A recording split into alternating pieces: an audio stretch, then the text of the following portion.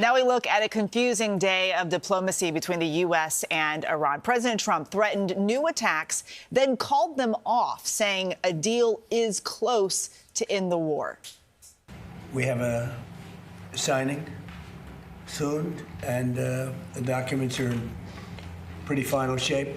So we'll see. We'll see. Very good. Should be done. That should be done pretty quickly. Now, Iran denies any deal has been done. We've seen this pattern play out before. So Ed O'Keefe, he's at the White House. He's going to walk us through all of this. Ed, good morning to you. What's going on here?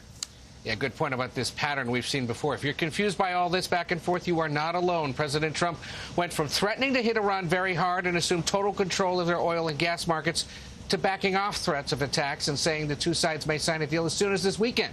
CBS News has learned what's really being discussed is actually more of a first step in the form of a memorandum.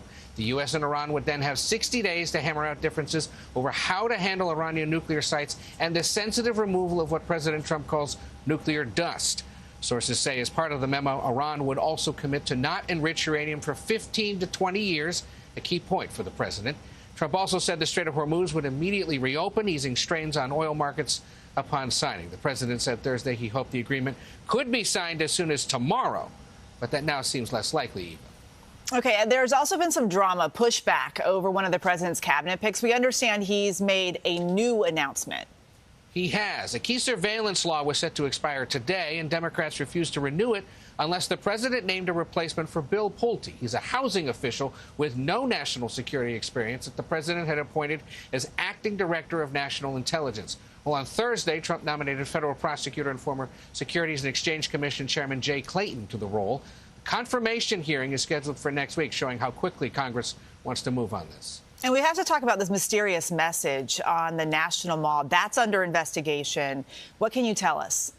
Yeah, take a close look at this image. They're burned in the grass right below the Washington Monument is the number 86 and the number 47. You can see it faintly there in the grass. 86, of course, can mean to get rid of something, and Trump is the 47th president. A similar message seen on a flag last month was deemed protected speech by a judge, and you may remember the same number made with seashells in this image that fired FBI Director James Comey posted last year. The Justice Department's charged Comey for making a threat against the president. In this case, the Interior Department called the markings on the National Mall deranged vandalism and took grass samples as part of its investigation, adding any threat against the president is taken very seriously. Eva?